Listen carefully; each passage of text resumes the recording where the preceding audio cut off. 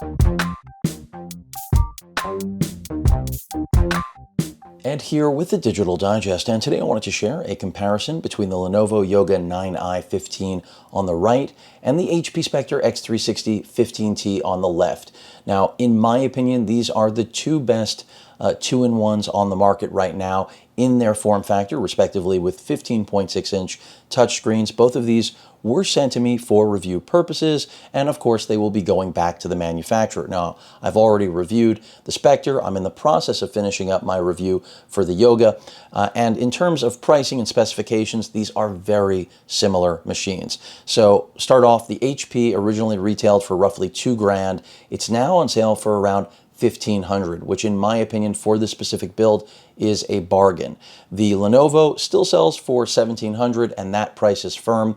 The difference in specs are as follows. In terms of displays, we've got a 4K 15.6-inch AMOLED on the HP, whereas on the 9i, you've got a 1080p 15.6-inch panel. You can spec this out, though, with a 4K display. It will still be an IPS, not an OLED display.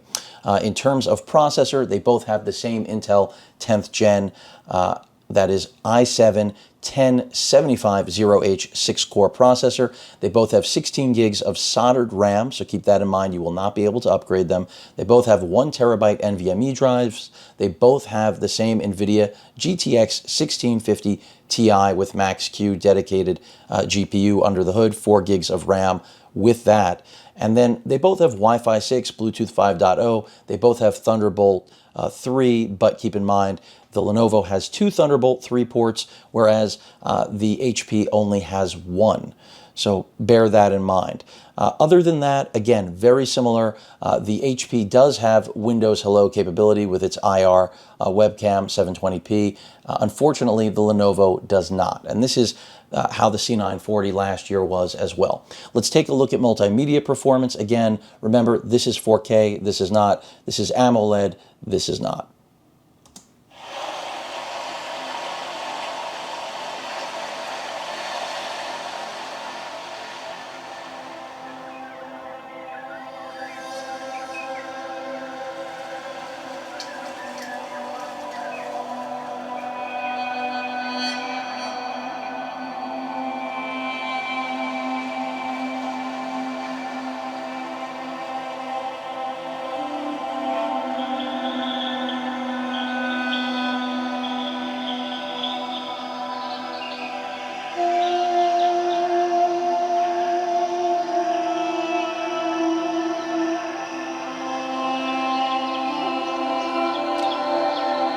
And I'm just going to stop these here because what I want to point out, whether or not it's coming across on camera, is that the AMOLED display is a more brilliant display. It's just a product of the technology being superior to in-plane switching IPS, that's what that stands for, LCD panels. But that does not mean that the HDR certified panel on the Lenovo Yoga 9i isn't one of the best of its kind. It still is.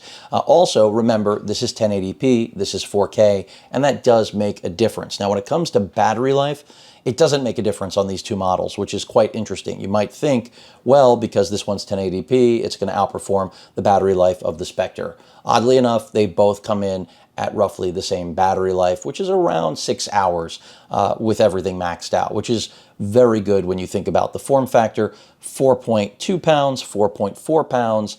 It's kind of amazing where we are, and that's without Tiger Lake 11th gen processors, which are right around the corner for both of these machines. I think HP is already taking orders. I don't think Lenovo is yet. In retail channels, and I'm being really clear so that people understand this around the world, availability outside of direct manufacturer purchasing is probably going to be sometime in the first quarter of 2021. With that said, now listen to the audio difference coming out of the Yoga versus the Spectre. There's a big difference because of the soundbar hinge, just like there was with the C940.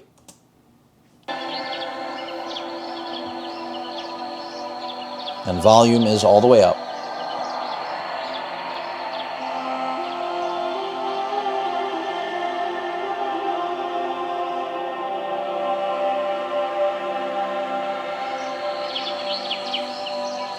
Stop it right there, take a listen, and I'll make sure, but I already checked volume, yep, 100% here on, well, I should have checked this, yes, that is correct, and let's make sure it's 100% on this as well. It is, and here we go.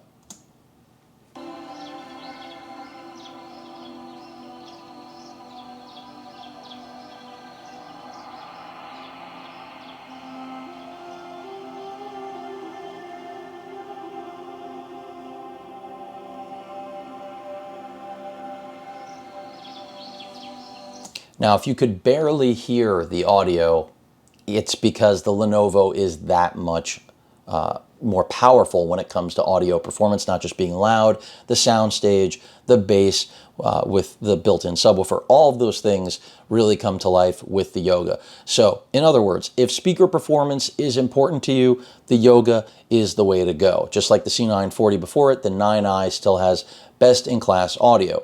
When it comes to display quality, though, the winner here is the HP because of its AMOLED display. In this video right now, the AMOLED may look blown out, but that's just because it is realistically the more saturated display between these two. In person, the AMOLED looks basically lifelike, whereas the IPS panel looks a little bit washed out. But still, remember, the IPS panel, you can only see this difference side by side, so you really wouldn't think of it that way if it was on its own. But again, side by side, it is tough to look past the difference here. The quality difference that AMOLED delivers, at least in the HP build, is significant. So again, audio goes to the Lenovo, display quality goes to the HP. Now, let's talk about the rest of these machines. Let's get out of each of the respective browsers. I'm not going to do any web browsing. We don't need to. Basically, price to performance ratio. I talked about this used to be $2,000. It's now on sale for $1,500 over the holiday. I'm not sure if that will stick. It probably will, and that's because the 11th gen refresh is basically upon us. This machine in retail channels is staying firm, as I mentioned, at $1,700. I think in order to get the 4K display and upgrade to an i9 CPU, you're looking at, I think Best Buy sells that for over $2,300. But when it comes to general performance, these things are basically identical. So for photo and video editing, I work primarily in Vegas. You're not going to see any difference. I will say that the HP gets hotter faster. So the thermals on the Lenovo, in other words, the tendency to throttle, is less so on the Yoga. That may make your decision for you on its own. For me personally, there isn't a big enough difference for me to say that I would pick the Yoga based on the fact that it is that much cooler, because it isn't. But it is cooler. At the end of the day, it isn't going to get as hot or as loud under load as the HP. That is likely a result of the HP being a little bit thinner, a little bit lighter, and of course internal design being different. So with that said, let's talk about keyboard performance. Now, I personally love the Spectre's keyboard, my 13T, the 15T. It's the best, in my opinion, in the 2-in-1 category. That doesn't make the Yoga's keyboard bad, it just isn't as good. So again, it's a matter of personal preference. The key travel here is better on the HP. I think everything about it, it's just a more comfortable typing experience. And then you've got the trackpad. So longer, a little bit more narrow on the HP compared to the 9i.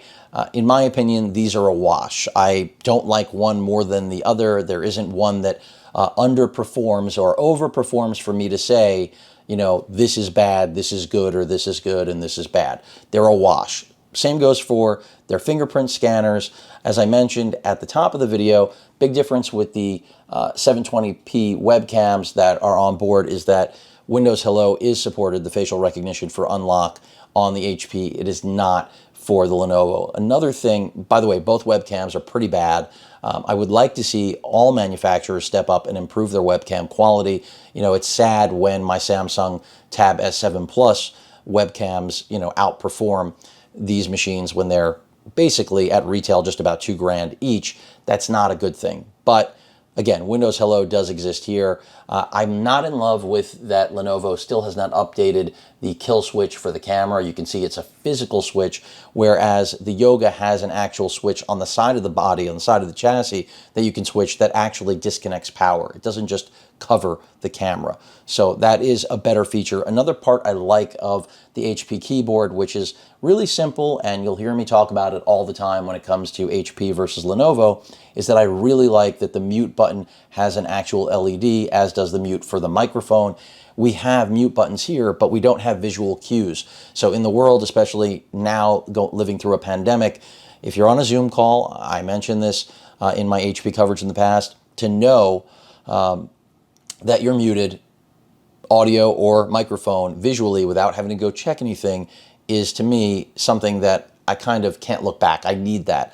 Would that make my choice on which laptop to pick? Absolutely not. There are more important things to me, but it is still something that's important to reference. The offset trackpad on the Lenovo will disturb some, but you know, it's offset on the HP as well. And this is where I remind everyone that OCD aside, you have to realize this is engineered intentionally because when your hands are on the deck typing, they have moved it over to make sure that you're not going to unintentionally be on that trackpad touching it. And it's just a matter of making space for the numerical keypad, which I think just about everyone welcomes on a desktop replacement class laptop like this, really notebook. So with that said, we've talked about display quality, we've talked about keyboard, webcam, the GPU when it comes to gaming. You can basically play modern titles at 1080p with medium to high settings. No ultra is going to happen with, of course, the GPU that's under the hood of both of these because they're just not in that tier. They are not 2000 series GPUs. They are 1000 series. So you're just not going to get that kind of performance with 4 gigs of dedicated RAM and NVIDIA's 1650 Ti, even with Max Q design. But it is still far better than integrated, even with Intel's Tiger Lake, which is crazy for what for being an integrated GPU, what Iris Xe is capable of. Still, having this is going to be a great benefit for both photo, video editing, and of course, gaming. Now, is it night and day versus what Intel's doing with Tiger Lake? No, it's not night and day. Things have gotten a lot closer, but you won't be disappointed. And again, this is all about your price to performance ratio. And in this price range, you really aren't going to see this sort of build quality and overall capability without spending more to get a better performing GPU. So keep that in mind. There are no machines that compete directly with these that do sport 2060s or 2070s. They just don't exist really. So these are the mainstays in the mainstream. Beyond the displays, keyboards, processor performance, the NVMe drives are pretty much a wash on these as well. They benchmark very similarly. You're not going to have any issues. You can upgrade them, so that's good. Wi-Fi performance on both, excellent, and that's because you do have Intel's Wi-Fi 6 chipset behind both of these, much like the previous generation. So that is also a big plus for both of these machines. I won't say that's future-proof completely. You know, Wi-Fi 6E is somewhere down the road, whether anyone wants to discuss it or not. So that's something to be aware of. So we've discussed gaming now as well. Again, in my experience, they're a wash. But remember, the Lenovo basically slightly cooler and not as loud on the fans kicking up. That doesn't mean that the HP will burn you, but both of these machines inherently will get hot because of how much power they've packed into such thin profiles. I mean, both of these are under an inch thick. Keep that in mind. I mean, that is really crazy when you think about how powerful these machines are and that they both have 15.6-inch displays and dedicated GPUs. Let's talk about pen input. So with the HP, this is the standard pen that's included, and it's N-Trig driven. We've already done a drawing and inking demo with the HP, and it's solid. My fiance is the one who gets behind the inking here, and I just give you the feedback. And basically what it comes down to, and we haven't done an inking demo yet, but she has spent time inking with both this 9i as well as the 14-inch version, is that the Wacom experience is slightly better. But when it comes to software optimization, they both are dealing with the same crappy software. So basically, while the performance of the Yoga is slightly better, and I like, as does my fiance, that the pen is garaged on body, which I'll be getting to a little bit later, it doesn't outperform it enough for me to say go with the Yoga if pen input is the most important thing to you, because at the end of the day, both are very good. The difference is really that they're both limited. It's not a difference, it's what they share in common, by the lack of software support. So you're still going to be better suited going with something like the Galaxy Tab S7 Plus for pen input over Windows-based 2-in-1s, unfortunately. That doesn't mean they don't function. It doesn't mean that they aren't useful. They're just not good enough, I think, for true artists to rely on. And that's what it comes down to when you look at 2-in-1s. I think that's really going to ultimately continue to be my point until software manufacturers step up their game, or the next generation of Windows, frankly. With that aside, let's talk about battery life. I mentioned that briefly before. They're pretty much a wash. You're looking at 5 to 6 hours with everything maxed out. To charge these up, you're looking at an hour and a half with their included, proprietary chargers. Both of them are proprietary, 135 watts. One of the big differences on the chassis of the HP, besides the display, the fact that it's AMOLED, not 4K, but AMOLED, is that you do have a micro SD card reader, which I think is a huge difference. But then the Yoga, in its benefit, has 2 Thunderbolt 3 ports, whereas the HP only has 1. So keep that in mind. That's another important thing. If you plan on utilizing 2 Thunderbolt 3 ports, you've got, let's say, an NVMe drive, as well as you want the ability to output, 4K 60, or just you need that throughput in general, is what I should be saying. The Yoga's the more powerful machine in that regard, because you have 2 Thunderbolt 3 ports, and that is critical. So while this may have the micro SD card slot, I actually think having the 2 Thunderbolt 3 ports is more important, and the Yoga has that. I already mentioned the kill switch for the camera here. That is a big difference over that physical plastic switch. Both of these can be opened with a single hand. Both of them are really solid in terms of their actual axis staying in position however you have them set up. You can see eventually they don't lift. You might think they would, but they don't. And build quality is excellent on both of these, although I will say the Yoga is a more solid overall product. It's just the build quality, there's less flex. There's actually almost basically zero flex on this. And not that there is on the HP, but the HP has a little bit more of a hollow feel, but it is the lighter machine of the two, so keep that in mind. Now let's take a walk around the body of each of these machines. So I mentioned, we already know the Yoga's got that sound bar, which the audio is, far and away better than basically anything on the market, forget the HP. But and when it comes to the rest of the body, very clean design. You can see the power button right there. We've got a Type A USB port. Here is the pen. Now, the garaged pen is a great concept. It keeps it stored, it recharges, but take a look at that pen and take a look at the standard HP pen, and you start to realize that while it's great to have it garaged, it's not great that it is so small. So that's a very big difference right there.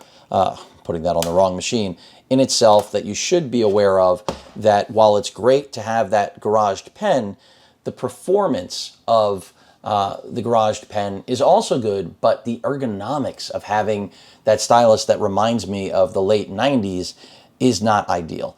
This pen is definitely superior. HP now has a tilt refresh, which I have not gotten my hands on. I have the original tilt. This is not it. They don't sell the original tilt anymore. It was a few years old, so it was time for a refresh. So I can't speak to the performance of that pen, but any N-Trig pen is going to work here. Any Wacom pen is going to work here, so keep that in mind. But still, important to know there is a pretty big difference between these two pens, all right?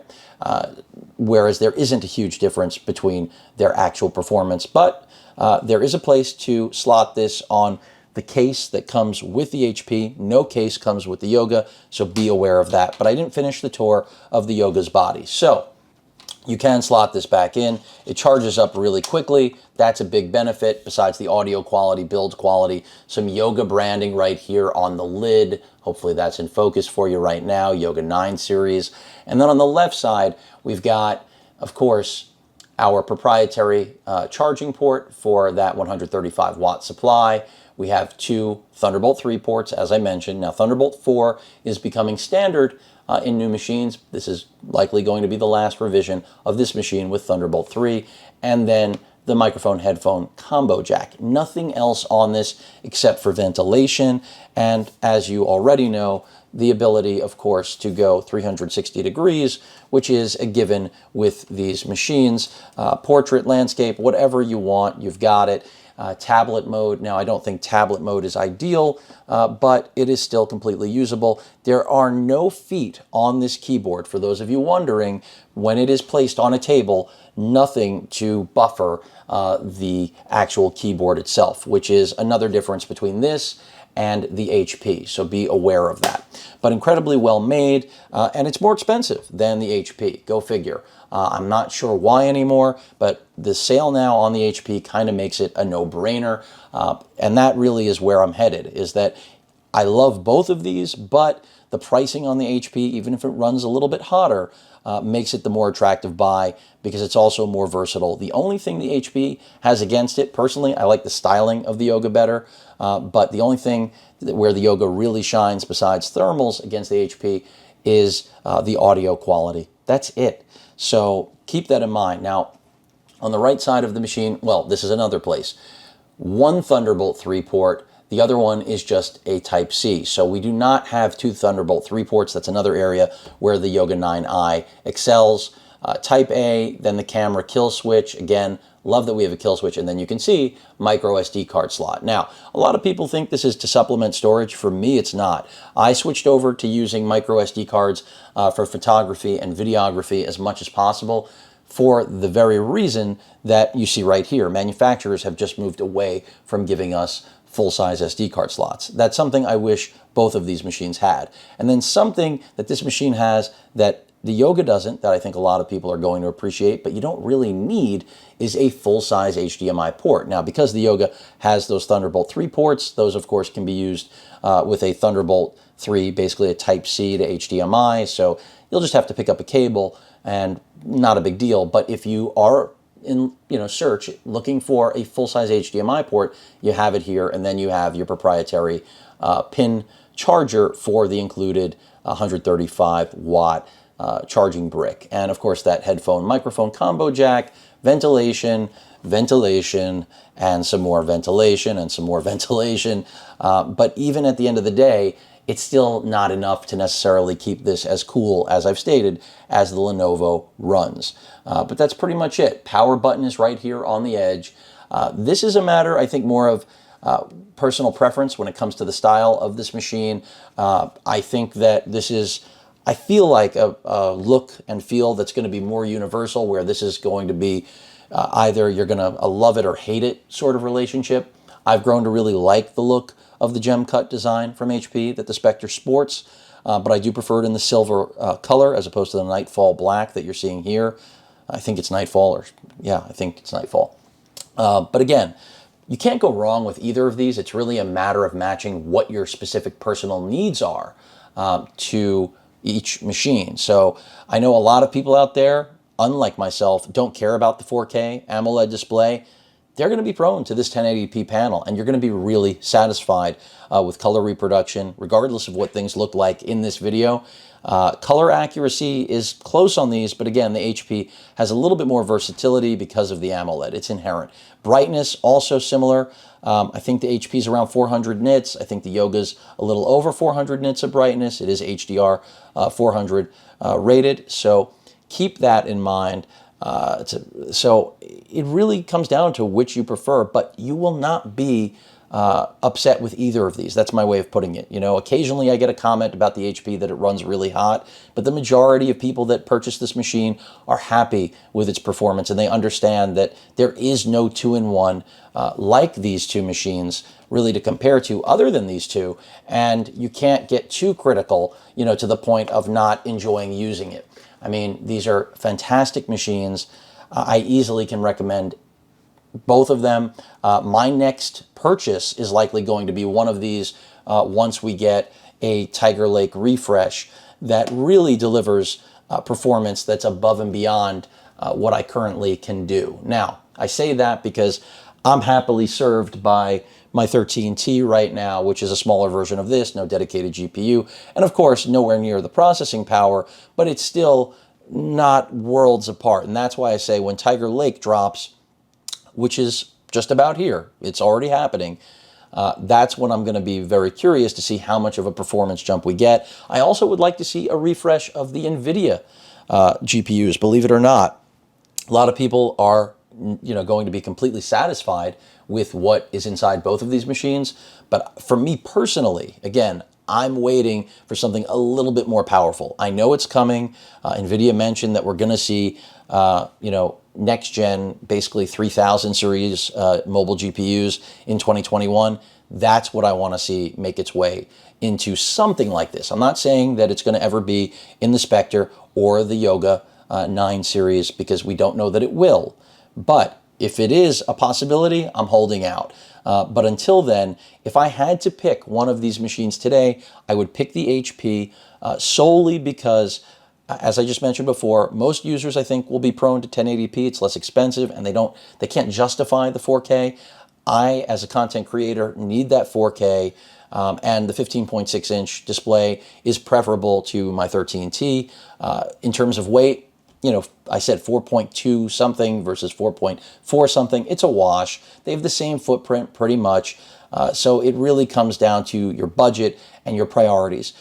Card reader for me is pretty much a must-have, but I can tell you right now, if Lenovo put an AMOLED display on the Yoga, I would forget about the card reader. I would forget about the keyboard performance. I would forget about the keyboard, the LED notifications. I'd forget about Windows Hello. So that tells you a lot about how HP has won me over with the AMOLED display. Every consumer is different. Every person's preferences and priorities are going to be different. And I'm going to reiterate that because it's not a cut and dry comparison for anyone trying to figure out which one is right for them. I've already stated pretty much everything you need to know. Display performance, battery life, processor, GPU performance is, again, the edge goes to the Yoga because thermals are better. In other words, throttling is going to kick in less often with the Yoga under load. But for the majority of users out there, throttling isn't going to be a huge issue. Even gaming, even video editing, it's really, do you leave your laptop on a bed or something where it can't breathe properly? Do you keep it lifted? Do you put it on a stand so that airflow is optimized? In those situations, it's not going to matter how hot the machine gets. And we are in a pandemic, so you shouldn't really be traveling anywhere for your own and for your family's safety. Of course, I'm not telling you what to do. You want to live by the seat of your pants, it's up to you. You'll also, find the edge that way as well. So it's all a matter of personal preference, but again, for not taking these out on the road, and if you do have them on a stand or something, then heat isn't going to be an issue, and throttling is going to be so close that also shouldn't be making your decision because they are that close in performance. So ultimately, as I stated, for me, the display plus the keyboard plus the Windows Hello capability, it makes me want the HP. But then again, as a power user, having the two Thunderbolt 3 ports, that creates an ability in my workflow that I can't get out of the HP. So I would need to use a hub with the Thunderbolt 3 single port on this machine. And then there are those of you that will want the HP because of the HDMI port, which I actually don't even care about. Years ago, I would have said, no HDMI on a 15.6-inch desktop replacement style machine. You're not going to get my business. Now, that's just not the case. So again, I'm going to reiterate, you can't go wrong with either of these. It's really a matter of, I would say, if anything, decide based on style. How about that? Because when it comes to performance and pricing, because when it comes to performance, they're pretty much a wash. So if you just pick, and it's ironic, I'm just about at 30 minutes. If you just pick based on which one you think is nicer looking, okay, and is more palatable to your budget, you're not going to go wrong, because at the end of the day, as I've described, performance is that close that they're both best in class. when it comes to 2-in-1s here at the end of 2020. If you can wait, wait, because Tiger Lake is upon us. And as I mentioned, I'll be waiting to see what we get in the form of new dedicated GPUs in the mobile space from NVIDIA. AMD is also doing a lot of promising stuff. I'll probably get some comments about where the AMD machines. Hey, if they send them to me, I'm reviewing them. AMD is doing great stuff here, but Intel is answering back with Tiger Lake in a big way. That doesn't mean AMD doesn't still have some tricks up its sleeve. It doesn't mean that Intel doesn't have some as well. But again, both of these I would be happy with as a video editing, gaming, and photo editing station. They really do serve in every possible way. But as I've mentioned, for me, the HP is the winner. I like that it's lighter. I like that the display is better. I like that the keyboard is better. Those are important things to me. But as I already mentioned, if Lenovo gave us an OLED, it would be game over. So Lenovo, please, listen to me. Listen to somebody. Put an OLED in this or the 14-inch model. You will be happy that you did. But that rounds it out. Again, two fantastic notebooks. They're not perfect. Both have thermal issues. Both will get hot under load. Both don't have amazing battery life, but they do in context of being desktop replacements that are 2-in-1s. Both have very solid pen input that ultimately ends up being limited by the quality of the software that exists inside of Windows for inking. And really, it's a matter, again, of budget and personal taste. Either way, you cannot go wrong with either of these. And I hope that I helped you through the course of this video, because that's all I really ever aim to do on this channel. And that's based on, of course, my own opinion and experience with the products. No sponsorship, no payment, never have taken $1, don't plan on it. That's the way you keep journalism honest and true. Any questions or comments, please feel free to post them. Hit that like button, and as usual, please feel free to subscribe, and please stay safe. Later.